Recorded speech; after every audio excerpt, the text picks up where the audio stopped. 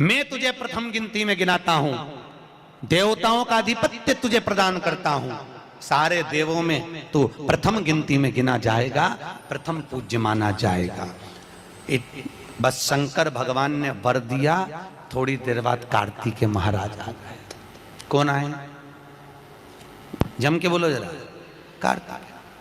और कार्तिकेय जी आए और आकर बोले, पिताजी दंडवत करा, प्रणाम करा, साष्टांग करा, मैं परिक्रमा कर कर आ गया।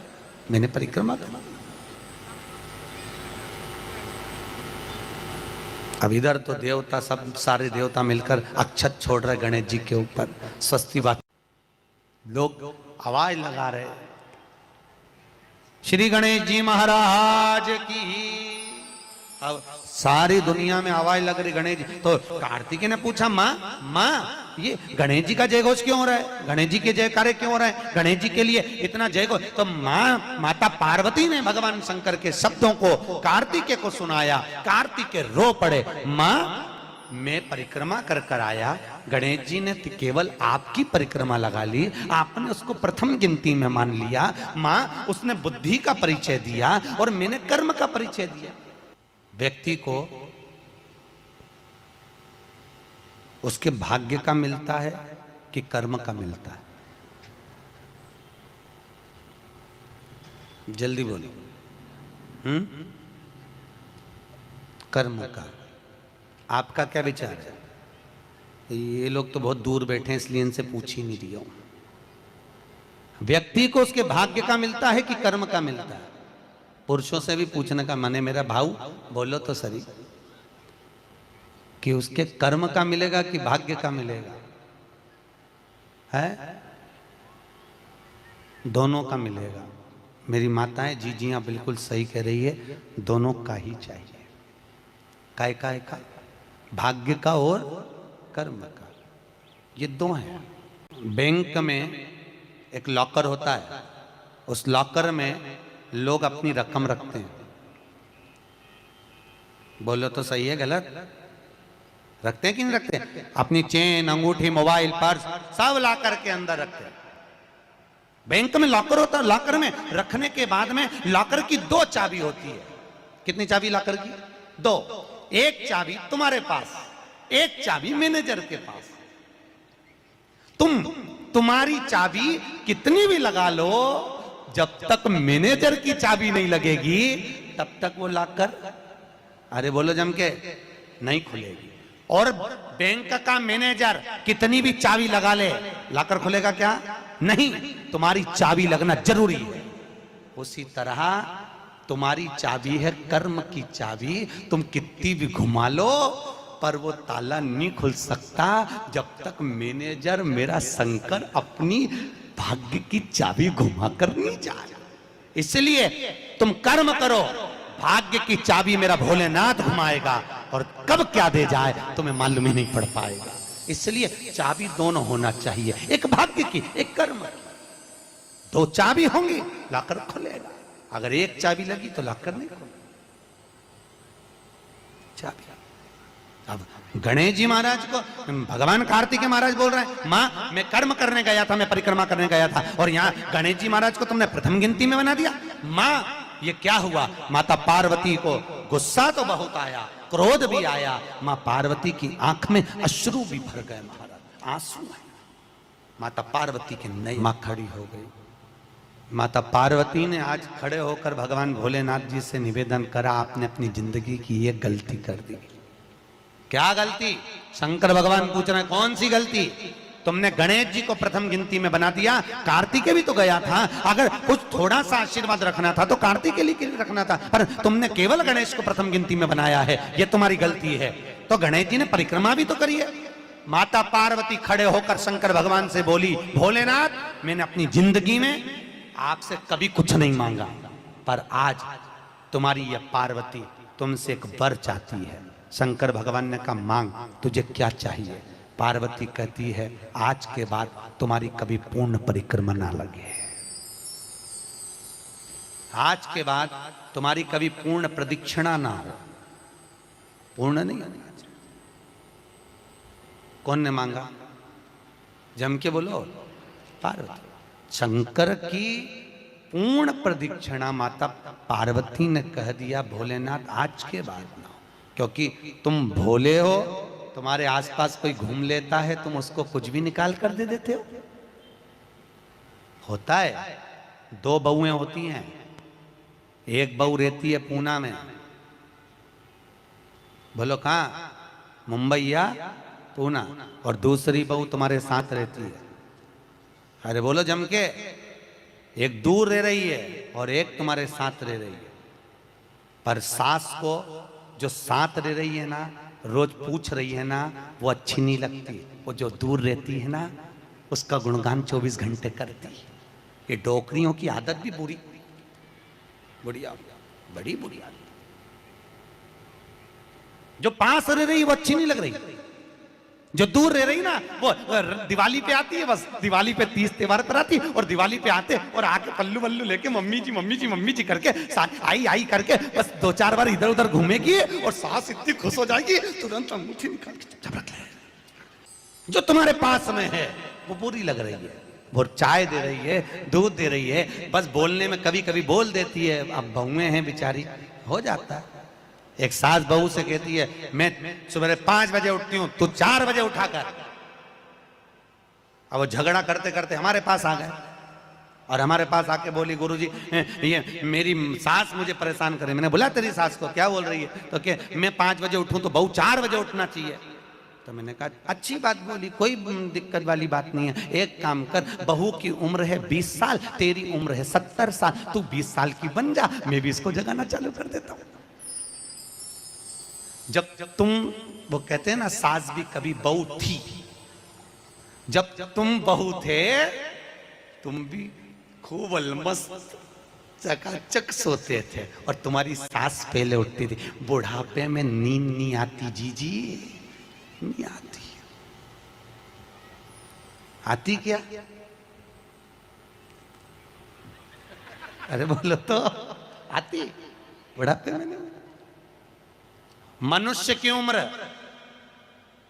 गधा की उम्र, कुत्ता की उम्र और उल्लू की उम्र बराबर थी। किस किस की? जम के बोलो। मनुष्य, गधा, कुत्ता, उल्लू, सबको पहचानती हो? ठीक है, सबकी उम्र बराबर है, 40-40 साल। मनुष्य पहले 40 साल का था, गधा 40 साल का था, कुत्ता 40 साल का था, उल्लू 40 साल का था, सबकी उम्र लेवल में बिल्कुल बराबर थी। भगवान क्या देर अंधेर कुछ ये ऊंचा नीचा लेवल अपने यहाँ चले, भगवान क्या नहीं चले। भगवान ने सबकी उम्र 40-40 साल रखी, सबकी उम्र 40। एक दिन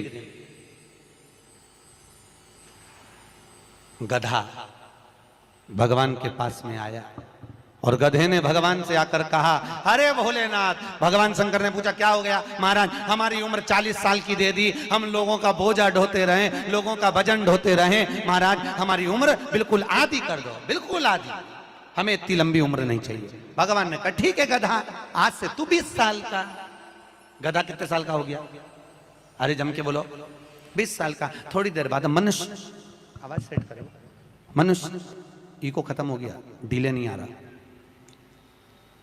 मनुष्य। और थोड़ी देर बाद में मनुष्य भगवान के पास पहुंचा, भोलेनाथ आगे वापस आ गया। मनुष्य पहुंचा और भगवान के पास जाकर बोला भोलेनाथ। भगवान शंकर ने पूछा अब तुझे क्या हो गया? भोलेनाथ 40 में मेरा क्या होगा प्रभु? भगवान ने कहा गधे की बच्ची है। कितने साल बचे हैं? 20। मनुष्य कहा दे दो प्रभु। भगवान ने कहा ले जा। कितने का हो गया? जम के बोलो 60 का। थोड़ी देर बाद कुत्ता आ गया। कुत्ता शंकर जी से बोला भोलेनाथ। शंकर भगवान ने पूछा तुझे क्या हो गया? महाराज 40 साल की उम्र दे दी, लोगों के दरवाजे पर बैठा रहूं, दरवाजे पे बैठकर झूठन चाटूं, दरवाजे पे बैठ के रोटी खाऊं, दरवाजे पे दुम हिलाऊं और दरवाजे पे से चिल्लाऊं महाराज मेरी उम्र कम कर दो। भगवान ने कहा ठीक है कुत्ता, आज से तू 20 साल का। थोड़ी देर बाद मनुष्य फिर आ गया। भोलेनाथ 60 में क्या होगा? भगवान ने कहा कुत्ता की बच्ची है कि चल जाएगी, ले जा। कितने का हो गया? 80। थोड़ी देर बाद उल्लू आया। उल्लू ने आकर कहा, भोलेनाथ, भगवान शंकर ने पूछा तुझे क्या हो गया? महाराज 40 साल की उम्र दे दी, रात रात भर जगता रहूं, पेड़ पे टंगा रहूं, रात रात भर मुझे नींद नहीं आती भोलेनाथ, मेरे को रात भर चौकीदारी करना पड़ती, रात भर पेड़ पे बैठा रहता हूं, रात भर वृक्ष पर बैठा रहता हूं, मेरी उम्र कम कर दो। भगवान ने कहा कितनी कम कर दो? बिल्कुल आधी कर दो। भगवान ने उल्लू की उम्र आधी कर दी। कितने साल का हो गया? 20 साल का। थोड़ी देर बाद मनुष्य आ गया। मनुष्य आकर बोला, अरे भोलेनाथ, शंकर भगवान ने पूछा क्या हुआ? 80 में मेरा क्या होगा? भगवान ने कहा उल्लू की बच्ची है, चलेगी कि ले जा। कितने का हो गया? 100 का। अब तुम खुद देखो, 40 वर्ष तक मनुष्य अपनी जिंदगी को सही जीता है। कितने साल? जम के बोलो जरा। 40 साल तक मनुष्य अपने जीवन को सही जीता है। खूब खाता, आराम से पचता, खूब डेंटिंग पेंटिंग, सब चकाचक, कपड़े मपड़े सब जोरदार, रकम मकम सब पहने, खूब अच्छा लगे, क्योंकि 40 वर्ष की जिंदगी तुम्हारी है तो 40 साल तक मनुष्य अपने जीवन को सही जीता है। 40 के बाद किसकी लगी थी? जम के बोलो। गधे की। तो 40 से 60 तक मनुष्य गधे जैसा बोझा ढोता है। बच्चों को बड़ा करना है, शादी करना है, मायरा भरना है, परिवार को पालना है, तो बोझा ढो रहा है। जैसे गधा बोझा नहीं ढोता, ऐसे 60 तक बोझा ढोया। 60 के बाद उम्र किसकी लगी? कुत्ता की। जब 80 की उम्र में आता है तो कुत्ते को दरवाजे पे रखा जाता है। जब तुम्हारी 80 की उम्र होगी तो घर के लोग कुर्सी डाल के, खटिया पलंग दरवाजे के पास हॉल में बिठा देंगे, वहीं बैठे, और रोटी भी दरवाजे के पास, चाय भी दरवाजे के पास, क्योंकि कुत्ते को अंदर परमिशन नहीं है। और कोई भी मिलने आया तो वहीं से चिल्लाया, बहु, वहीं से आवाज लगा रहा, क्योंकि कुत्ते की उम्र लगी है। वहीं से अब कुत्ते के बाद में 80 के बाद 80 से 100 उल्लू की। डॉक्टर साहब के यहाँ गई, डॉक्टर साहब मुझे रात में नींद नहीं आती, डॉक्टर साहब ने टेबलेट दे दी, नींद की गोली दे दी, डॉक्टर साहब ने इंजेक्शन लगा दिया। कितने भी अच्छे अच्छे डॉक्टर को दिखा लेना, पर 80 से 100 साल की जब उम्र होगी, डॉक्टर को क्या मालूम कि किसकी लग गई। शिव महापुराण कहती है 80 से 100 में कितनी भी दवाई खाओ, कितने भी इंजेक्शन लगवाओ, पर रात्रि को नींद नहीं आएगी। गोली खा भी लोगे तो रात के 1:30-2 बजे तक चकाचक सोएगी, 2 बजे के बाद उल्लू जैसी बैठी रहेगी। 2 बजे के बाद कितना भी खाओ, कितनी भी दवाई खाओ, कितने भी अच्छे डॉक्टर को दिखाओ, पर 80 से 100 में जाग रही। आधी रात को जागे, बहू के मम्मी सो नहीं रही, आई सोई नहीं, आई के मारे नींद ही नहीं आई। अब इसके कौन समझाए? उल्लू की लगी, कौन समझाए इसके? 80 से 100। अपन तो सब कथा छोड़ो, अपन अपनी कथा पे आओ, चलो। महाराज तो जो बहुत दूर रहती है ना वो अच्छी लगती है, जो पास में रह रही दूर के ढोल सुहावन, ठीक नहीं है, श्रेष्ठ नहीं। भागवत ज्ञान गंगा यज्ञ समिति वालों, काय श्रेणी की कथा 10-15 मिनट ज्यादा हो जाए तो कोई दिक्कत तो ना है? हाँ, क्या विचार है तुम्हारा? नहीं, अगर खाना हो तो मैं तुम अक्षतम किस्म कर दूं, मारे कहीं मिर्ची का ठेसा तैयार, अपने कहीं आमटी न चावल, आज तो खूब चक निपटा। अगला प्रश्न है, तो ये प्रदक्षिणा का प्रश्न। अगला प्रश्न, की पूजा करने के लिए शिवलिंग को घर में कहां रखें? जहां तुम्हारी मर्जी हो। अब ये तो भगवान शंकर को पूजा घर में रखो ना, जहां पूजन होती है, जहां देवता बैठे हुए वहां रखो। पीपल के पेड़ को सोमवती अमावस्या के दिन 108 फेरी क्यों लगाई जाती है? वाह, बहुत बढ़िया। हमने तो नहीं की लगाओ, अब तुम्हारा मन है 108 लगाने का। याद रखना, पीपल के वृक्ष की परिक्रमा करने से वैभव बढ़ता है। आंवले के वृक्ष की परिक्रमा करने से लक्ष्मी बढ़ती है, याद रखिए। तुलसी की परिक्रमा करने से सौभाग्य बढ़ता है। अब 108 मन का लगाओ, चाहे 208 लगाओ, 216 लगाओ, ये आपके ऊपर है। यहाँ आपका भाव होना चाहिए कि हम भगवान को कैसे रिझाएं, कैसे रिझाएं, ये आपका भाव है। उसका फल क्या है? तो उसका फल वैभव प्राप्ति का है, धन प्राप्ति का, यश प्राप्ति का। ऋषभदेव जी के पुत्र श्री भरत जी महाराज अपनी योनि से छूटे तो हिरण की योनि में गए।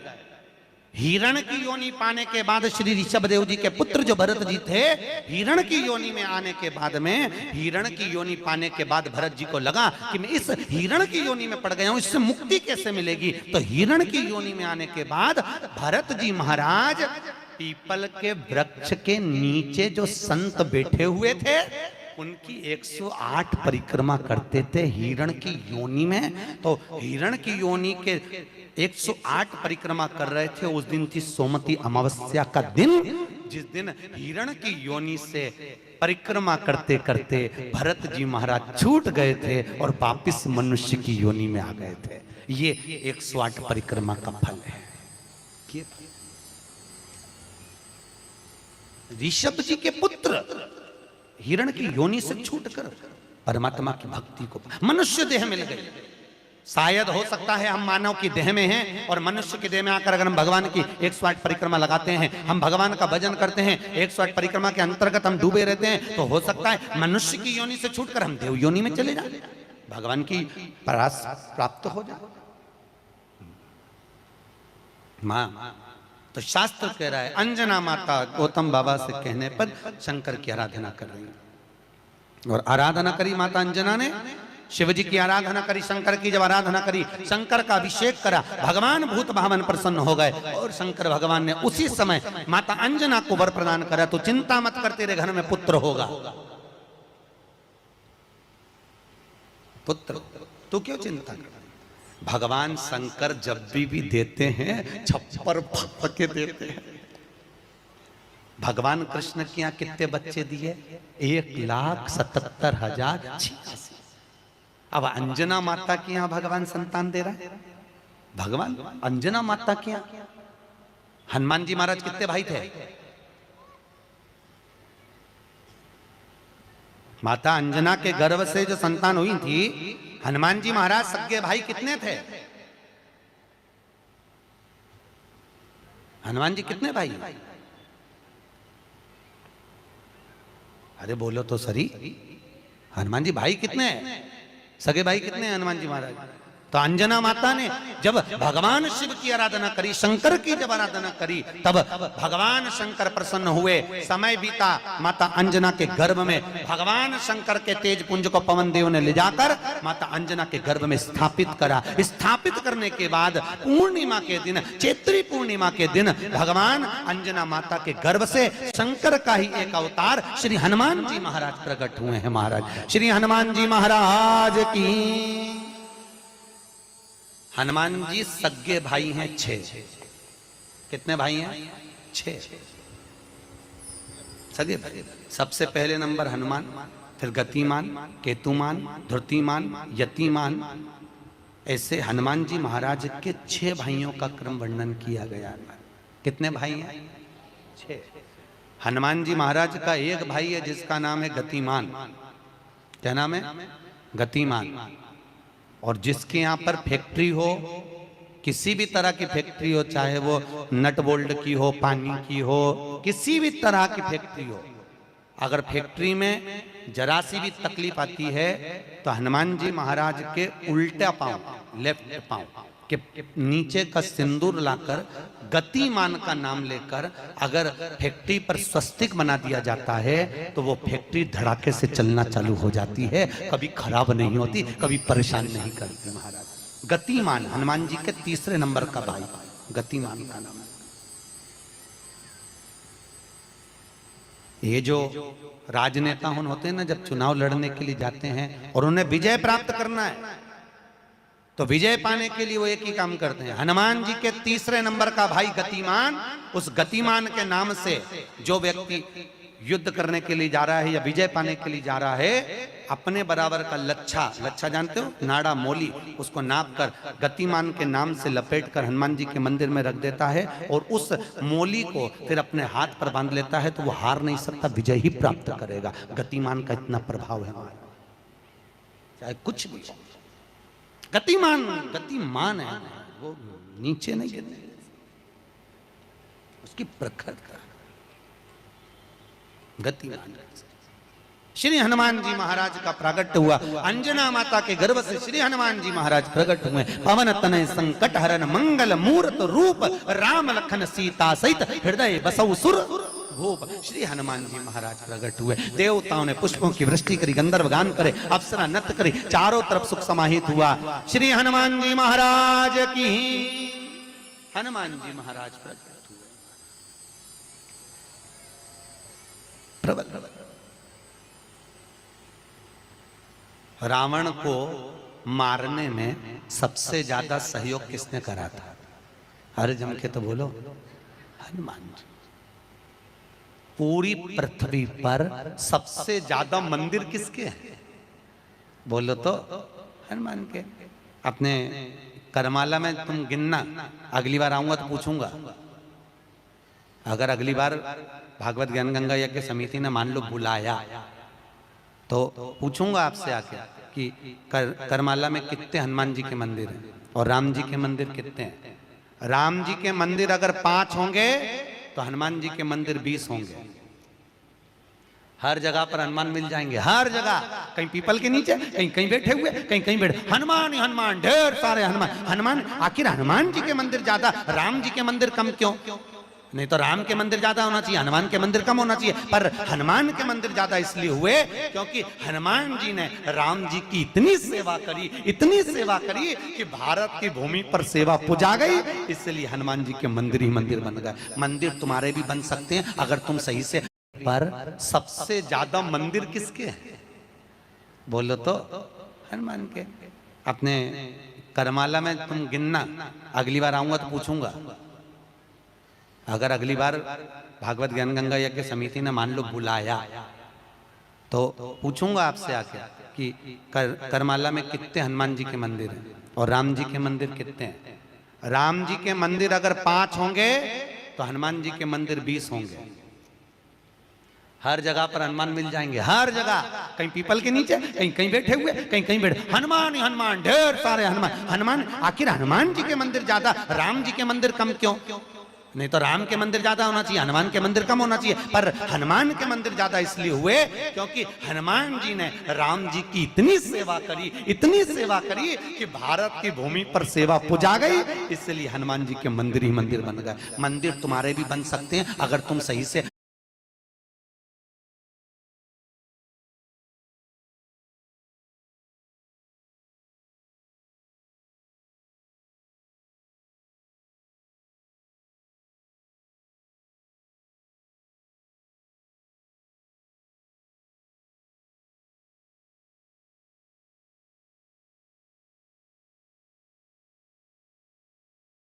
माता पिता की सेवा करो तो मंदिर बनने में देरी नहीं लगी। तुम करो तो मंदिर बन जाए। रावण को मारने में सबसे ज्यादा सहयोग किसका था? अरे बोलो जम के, हनुमान जी का।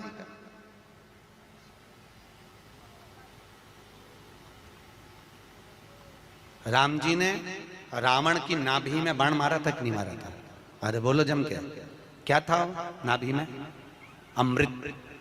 तो जब रावण की नाभि में राम जी महाराज बाण मार रहे हैं तो रावण क्यों नहीं मर रहा? मर जा रावण, क्योंकि नाभि में अमृत है, वो तो सूख चुका है, मरे ना। फिर मरता क्यों नहीं है राम? क्यों नहीं मरा रावण? राम जी से 10 मुख हो गए फिर भी नहीं मर पाया। फिर तैयार, फिर विभीषण कह रहा है कि ये रावण की नाभि में अमृत है, मारो। और राम जी बाण पर बाण छोड़ रहे हैं तो रावण नहीं मर रहा, धराशायी होकर नहीं गिर रहा, वहीं की वहीं खड़ा है, स्थिर की स्थिर, मरने को तैयार ही नहीं है। ये भी बड़ी विचित्र सिचुएशन है। मर ही नहीं दिया। चिंता लग गई हनुमान जी को युद्ध देखते देखते। हनुमान जी महाराज समझ गए जरूर कोई बात है जिससे ये रावण नहीं मर गया। भगवान ने इतने बाण छोड़ दिया नाभि में, विभीषण करे नाभि में मारो, नाभि में ही भगवान मार रहे तो भी नहीं मर रहा। हनुमान जी महाराज ने देखा युद्ध अपनी जगह चलता रहेगा। हनुमान जी गए लंका के अंदर पहुंच गए। एक पंडित जी का रूप रखा, संत का रूप रखा, गुरु का रूप रखा और ब्राह्मण का रूप रखकर हनुमान जी अंदर आए लंका में। और लंका में सब सब सब लोगों के हाथ देखने लगे। हाथ दिखाओ। अब सही सही बताया, हनुमान तो हनुमान सबका भाग्य बता रहा है। इतने हाथ दिखाओ। अब सही सही बताया, हनुमान तो हनुमान सबका भाग्य बता रहा है। इतने में मंदोदरी के पास खबर पहुंच गई कि लंका में कोई ऐसा विद्वान पंडित आया है जिसको हाथ दिखा तो भाग्य बताता है। मंदोदरी निकल कर बाहर आ गई। मंदोदरी ने आकर कहा, ब्राह्मण देवता मेरा हाथ देखकर बताओ कि मेरा भाग्य क्या कहता है। इतने में हनुमान जी ब्राह्मण के रूप में थे। हनुमान जी ने कहा, पंडित जी बोले ब्राह्मण के रूप में, हनुमान जी बोले तेरे पति के ऊपर काल मंडरा रहा है और तेरा पति मरने को तत्पर खड़ा है। पर सुन ए स्त्री, तेरा पति इतनी जल्दी नहीं मर सकता क्योंकि तेरे पति के पास जरूर कोई राज की बात है। इतने में मंदोदरी बोली, पंडित जी आपने बिल्कुल सही कहा, एक ऐसी राज की बात है मेरा पति मर ही नहीं सकता। हनुमान जी तुरंत बोले, वो राज की बात या तो मैं जानता हूं या तू जानती है। इतने में मंदोदरी बोली, पंडित जी बिल्कुल सही बात है। जब मेरे पति रावण ने तप करा था, ब्रह्मा जी से वर मांगा था, तो ब्रह्मा जी ने कहा मांग तुझे क्या चाहिए। तो रावण ने कहा कि मैं अमर हो जाऊं। तो ब्रह्मा जी ने कहा ऐसा नहीं हो सकता। तो रावण ने कहा मेरी नाभि में अमृत दे दो। रावण को अमृत दे दिया। तब रावण ने कहा इतने में संतुष्टि नहीं होगी, एक बार और दीजिए, मुझे एक ऐसा बाण दो जिस बाण के लगने से नाभि में अमृत सूखे और मैं मरूं। मंदोदरी ने कहा मेरा पति जब तप कर कर आया था, उसको ब्रह्मा जी ने एक बाण दिया था, वो बाण मेरे पति ने मुझे लाकर दिया था। उस बाण को मैंने जहां मैं शयन कक्ष में सोती हूँ उस कमरे में मैंने दीवार के अंदर एक खंबे में चुनवा दिया है, सीमेंट से पक्का करवा दिया। वो किसी को मिलेगा ही नहीं। हनुमान जी अपने असली स्वरूप में आए, दीवार तोड़ी और बाण निकाला, राम जी को दिया। राम जी से कहा अब मारो, और जो बाण लगा तब जाकर वो रावण मरा, तब जाकर मरा। नहीं तो राम जी बाण मारते रहते, रावण चकाचक खड़ा रहता। करेगा मेरे राम के बिना, लेंगे हनुमान के बिना। श्री राम जय जय राम, श्री राम जय राम। भगवान राम जी महाराज आनंद में विराजमान महाराज। इसलिए भगवत भजन का स्मरण है, भगवत नाम का श्री हनुमान हरे पवन तनय संकट हरन, मंगल मूर्ति रूप, राम लखन सीता सहित हृदय बसौ सुर। भगवान श्री हनुमान जी महाराज सहज नहीं। हनुमान जी महाराज आनंद में स्थापित हुए, विराजमान हुए। कुछ समय बीतता है महाराज, और उस समय की अनुकूलता में भगवान तुमरुका जी चंचुला देवी को भगवान शंकर के नंदन वन भ्रमण की चर्चा करते हैं। भगवान शंकर माता पार्वती के साथ में काशी घूमने के लिए गए। माता पार्वती अकेली बैठी हुई थी, शंकर भगवान को जाना पड़ा कोई काम से। पार्वती जी बोली मैं अकेली क्या करूंगी भोलेनाथ। शंकर भगवान ने कहा पार्वती तेरे एकांत को मिटाने के लिए तू इस वृक्ष से, सामने अशोक का वृक्ष था, इस वृक्ष से जो मांगेगी वो तुझे मिल जाएगा। पार्वती जी ने अपने शोक को दूर करने के लिए, एकांत को दूर करने के लिए अशोक के वृक्ष से एक अशोक सुंदरी को प्रकट करा। शंकर भगवान की 6 नंबर की लड़की है अशोक सुंदरी। थोड़ा आवाज बढ़ाओ, रिटर्न किया। अशोक सुंदरी भगवान शंकर के 6 नंबर की लड़की अशोक सुंदरी। अशोक सुंदरी प्रकट। भगवान शिव ने आनंद स्थापित कराया। समय आया, आगे जो वर्णन आया, भगवान भूत बामन भूतेश्वर भगवान शिव 12 ज्योतिर्लिंग की कथा का स्मरण कराते हैं।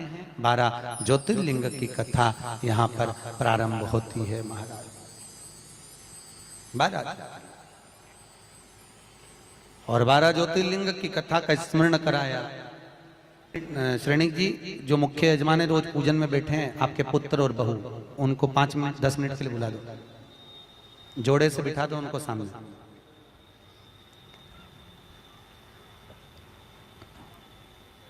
जोड़े से बिठा दो, कहीं पे भी, यहीं सामने बिठा दो।